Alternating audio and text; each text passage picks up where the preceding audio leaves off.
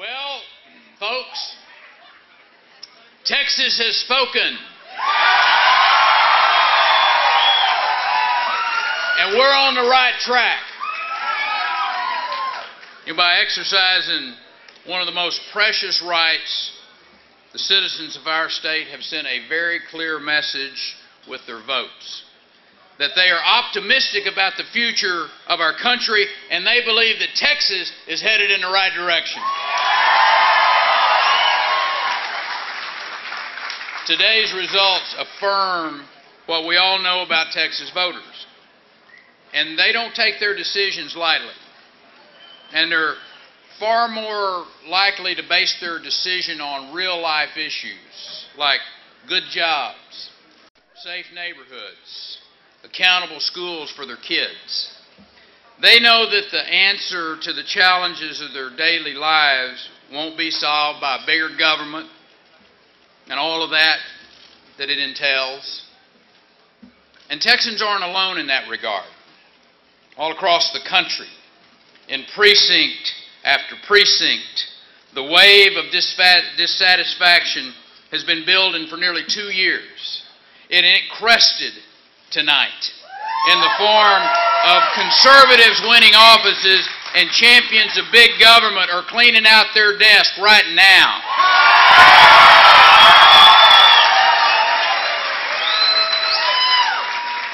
You know, in the weeks and the months leading up to this election, we heard a lot about enthusiasm gaps and anti-incumbent sentiment. You and I both know that voters are more insightful than that. The issue at hand is not how long a person's been in office, but how hard they work to limit the size and the reach of government.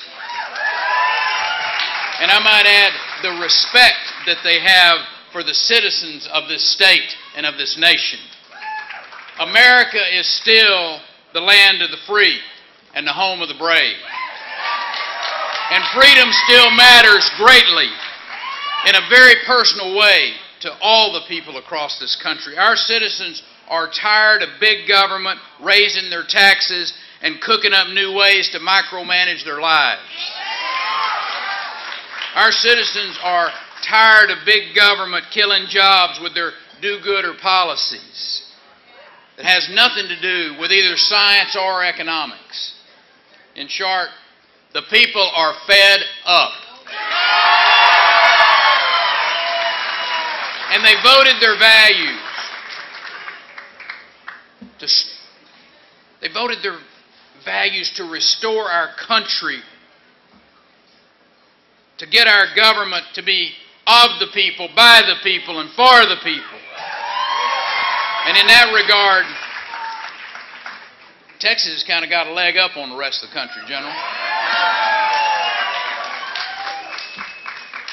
Because of the work that we've done together to keep government in its proper balance. And there is a reason that our economy continues to lead the nation. And it's not just because the good Lord happened to place a lot of oil and gas under our land.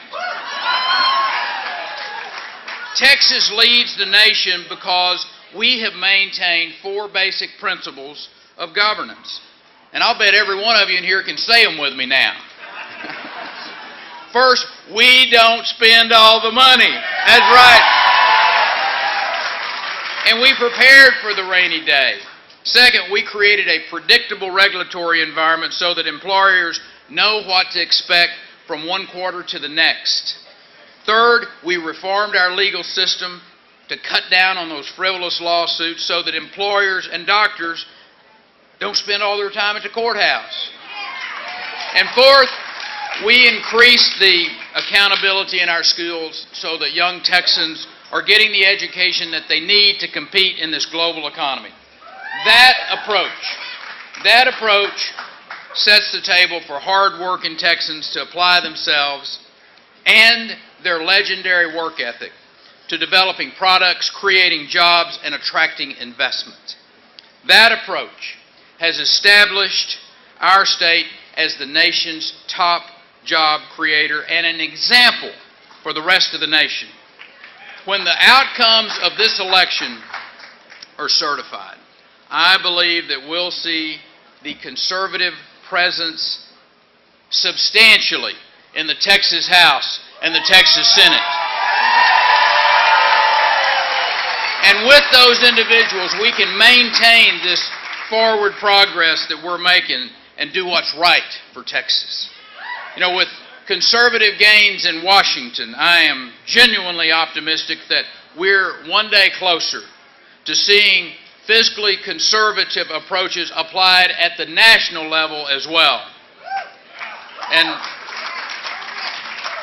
I want to challenge those new faces in Washington to play above their pay grade.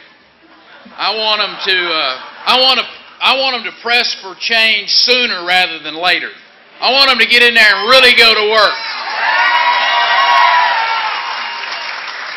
And here in Texas, I encourage all of our legislators, both our veterans and our substantial first-timers, to get ready, because January is bearing down on us. Things are better here than they are almost anywhere else in the country, but we got our work cut out for us. When the 82nd legislature gavels in January, we need to be ready to make some tough decisions, balance our budget, fund our state's essential priorities, obviously all without raising taxes. I want our legislators and our leadership to know that I am committed to the team effort that it's going to take to make that happen. You know, it seems like years ago when we kicked off this campaign and we continued this conversation with Texans, because that's what this really is all about. It's about the conversation that we've had with Texans, just like you all in this audience. As I've traveled the state, listening to their concerns, my abiding faith in the folks who are blessed to be called Texans has grown even stronger. And no matter where you are in the great state of Texas tonight, between the high plains and to the west, to the piney woods to the east, to the panhandle up in the north, to the valley down south, I'm honored to have won the privilege of your vote and your support tonight. Thank you.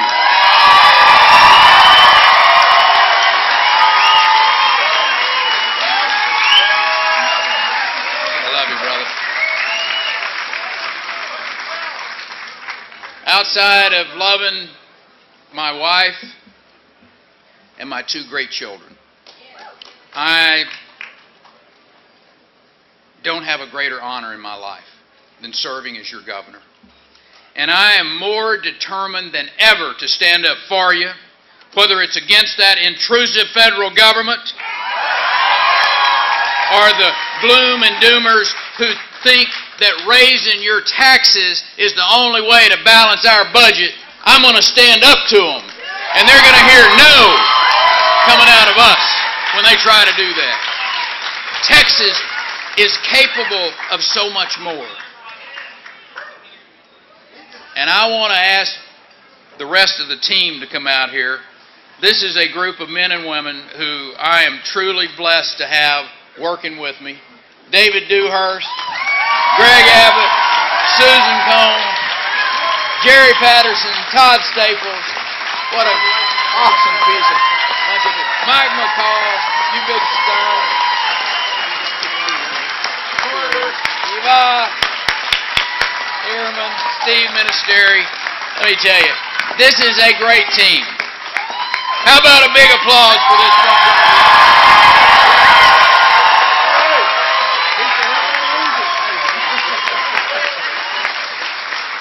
Oh, man. And as I said when I first took this stage, I am truly the most blessed man in the world to be married to truly the most wonderful woman in the world and two fabulous children. I want to ask my family to come out here, and you all can tell them thank you for the sacrifices that they have made. My son Griffin, our new daughter-in-law Meredith. Thank you, brother. Love you.